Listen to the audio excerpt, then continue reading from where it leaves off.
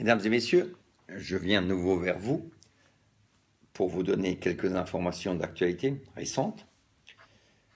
Parlons tout d'abord de la CSG-CRDS, qui était un sujet d'actualité, puisque nous avons clairement prouvé que le gouvernement français avait l'intention de soumettre les frontaliers à la CSG-CRDS pour tous ceux qui étaient assurés à la CMU.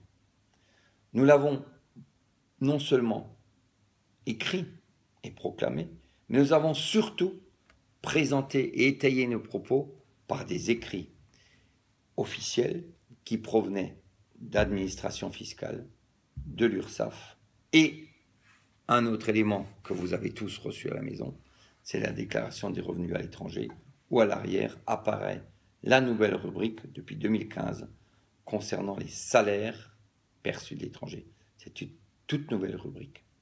Alors à ce jour, le secrétaire d'État, pour surtout éviter la grande exode de travailleurs frontaliers qui vont s'assurer à la Lamal en Suisse, pour essayer de freiner cet exode, est intervenu en expliquant que non, la loi protégeait les frontaliers et qu'ils ne devaient pas être soumis à la CSG-CRDS s'ils étaient assurés à la CMU. Ils étaient exemptés. Sauf que ce même ministère a donné l'ordre en 2013 à des experts d'établir un rapport qui doit permettre au gouvernement de faire en sorte que les frontaliers soient soumis à la CSG-CRDS s'ils sont assujettis à la CMU en France. Ce rapport est publié, il est public, tout le monde peut le trouver. C'est le rapport de Charrière, assurance maladie frontalier. Il suffit de cliquer sur Internet sous ces termes-là. Et vous trouverez là que ces experts ont très rapidement trouvé une solution et une réponse. Ils ont clairement expliqué que le non-assujettissement de la CSG-CRDS des travailleurs frontaliers qui sont soumis à l'assurance maladie en France est inconstitutionnel. Inconstitutionnel, ça veut dire qu'à tout moment, si l'on interpelle le Conseil constitutionnel, celui-ci peut décréter que les frontaliers doivent payer la CSG-CRDS. Et il a déjà prouvé cette année, en mars, le Conseil constitutionnel, de quoi il est capable s'agissant justement des travailleurs frontaliers. Donc, nous persistons à dire que le danger plane et que le danger est bien réel. Par contre, nous tenons à préciser que dans ce même rapport, il est clairement indiqué que le fait de demander la CSG-CRDS aux frontaliers et aux retraités ex-frontaliers au même taux que celui qui est exigé aux salariés retraités français peut provoquer un important problème juridique au niveau européen, pour la bonne et simple raison que la CSG-CRDS est versée à diverses caisses qui ne concernaient et qui ne concernent pas les frontaliers et les ex-frontaliers. De ce fait, ils ont clairement préconisé une CSG à un taux inférieur, CSG à un taux inférieur qui d'ailleurs est pratiqué en faveur de tous les retraités qui cotisent, qui sont résidents à l'étranger, donc les retraités français qui ont cotisé en France et qui perçoivent une retraite en France, se voient prélever une CSG-CRDS bien inférieure à la CSG qui est pratiquée aux retraités qui résident en France. C'est un paradoxe. On est beaucoup mieux traité en qualité de Français quand on vit à l'étranger que si on choisit d'y résider. C'est ainsi. Je l'ai déjà prouvé avec la Caisse des Français à l'étranger et nous avons ici une nouvelle preuve. Venons-en aussi aux proclamations d'une juriste qui s'est fait le porte-parole du gouvernement, sans en faire partie en aucun cas, et sans qu'on lui ait demandé, qui, à la fois, a tenté de rassurer les frontaliers en disant ils n'auront pas à payer la CSG-CRDS, et c'est vrai, dans le canton de Genève, dans le canton d'Argovie, dans tous les cantons où les frontaliers sont imposés à la source, de toute façon, il n'y a aucun risque qu'ils payent la CSG-CRDS, même si le Conseil constitutionnel donnait un autre avis. Pourquoi ? Parce qu'ils sont protégés par les accords bilatéraux, fiscaux, de non-double imposition. Donc c'est clair, en France, on considère la CSG-CRDS toujours encore comme un impôt, donc de ce fait, il n'y a pas lieu de payer, de verser une quelconque double imposition. Donc, la majorité des frontaliers, notamment ceux de Genève, puisqu'ils sont majoritaires, ceux-là, ils sont beaucoup plus nombreux que nous le sommes ici, n'ont pas le risque d'être soumis à la CSG-CRDS.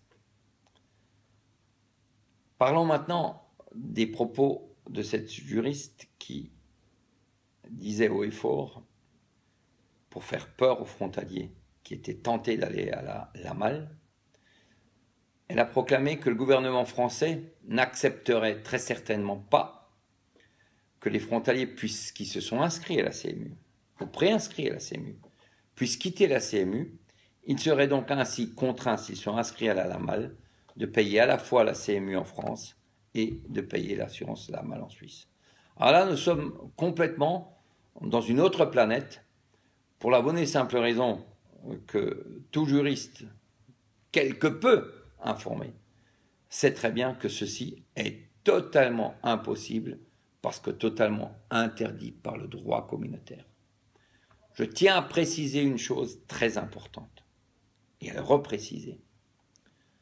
Ce n'est pas la France qui nous donne une dérogation pour pouvoir nous assurer en France. C'est la Suisse qui nous explique que logiquement, nous sommes, par les accords que la Suisse a signés, les accords UE-Suisse de libre circulation, les travailleurs frontaliers sont obligés de souscrire l'assurance maladie dans leur pays d'emploi. Mais la Suisse a instauré des mesures dérogatoires qui, si les frontaliers le demandent formellement, c'est ce qu'a précisé le tribunal fédéral, si les frontaliers le demandent formellement, ils peuvent demander la dispense d'être obligatoirement assujettis à l'assurance suisse. Et à ce moment-là, la France peut décider de leur sort. Mais uniquement à ce moment-là. La base est claire, tout frontalier qui n'a pas formellement demandé une dispense d'être assujetti à l'assurance la malle en Suisse a le droit, s'il le souhaite, de s'assurer en Suisse et n'a aucune obligation de souscrire ou de maintenir sa souscription auprès de la CMU. Une fois qu'il a exprimé ce choix est définitif s'il est assuré en Suisse ou s'il est assuré en France. S'il a demandé formellement sa dispense, ce choix est définitif, sauf exception. Je ne reviendrai pas dessus en cas s'il est de nouveau soumis au régime général français, c'est-à-dire chômage, ou s'il retrouve un emploi en France, ou s'il part à la retraite par exemple. Il y a quelques possibilités existantes, elles sont très rares. Sinon, il n'y aura plus de possibilité, même si nous gagnons notre procédure au Conseil d'État, de revenir en arrière. Mais au vu des tarifs qui sont pratiqués au niveau de la cotisation à la CMU, au vu aussi du fait qu'en Alsace, Moselle, Lorraine, les travailleurs frontaliers auront, par le biais du formulaire E106, une carte vitale qui leur permet d'obtenir un remboursement au régime local et non pas au régime général, comme c'est le cas des personnes qui sont affiliées à la CMU. Si l'on calcule non seulement les cotisations, mais on calcule aussi les avantages pratiques que peuvent apporter l'assurance la malle, je pense que pour la quasi-majorité des frontaliers, il n'y a pas à hésiter. Et si l'on rajoute le risque réel de CSG-CRDS, à ce moment-là, Il n'y a même plus besoin de calculer. Sauf, bien entendu, pour ceux qui travaillent très partiellement en Suisse et qui ont des revenus très très faibles. Mais ce n'est pas ce public-là que visait la France pour s'enrichir et sur le dos des frontaliers. Mesdames et messieurs, je vous souhaite un bon week-end. Je vous dis à très bientôt, puisque je pense qu'il sera peut-être nécessaire pour le Comité de défense des travailleurs frontaliers d'organiser une réunion publique un dimanche, ici, devant nos locaux. Nous inviterons des avocats, nous inviterons les assureurs suisses, nous inviterons les assurances complémentaires français et nous répondrons à de nombreuses questions que se posent actuellement les frontaliers et aussi à d'autres sujets que nous ne connaissons pas encore aujourd'hui. Chaque jour, chaque matin, quand nous arrivons au comité de défense des travailleurs frontaliers, il y a un nouveau problème qui se pose et une nouveauté qui apparaît. Donc nous devons travailler, hélas, au jour le jour, mais sachez-le, nous resterons vigilants et nous continuerons à nous battre tel que nous le faisons. Et je pense que nous l'avons prouvé depuis très longtemps. Merci de votre confiance. Pour ceux qui éventuellement auraient des questions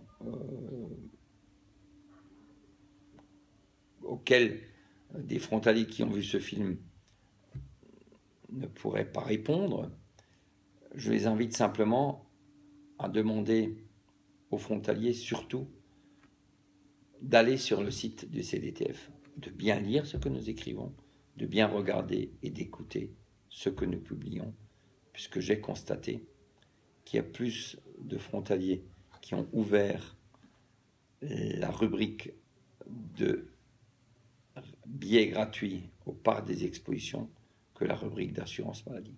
C'est un peu étonnant, mais je peux peut-être en déduire que la quasi-majorité des frontaliers n'ont plus besoin de nos informations, ils savent tout, donc ce serait tout à notre honneur. Je vous remercie en attendant, au revoir.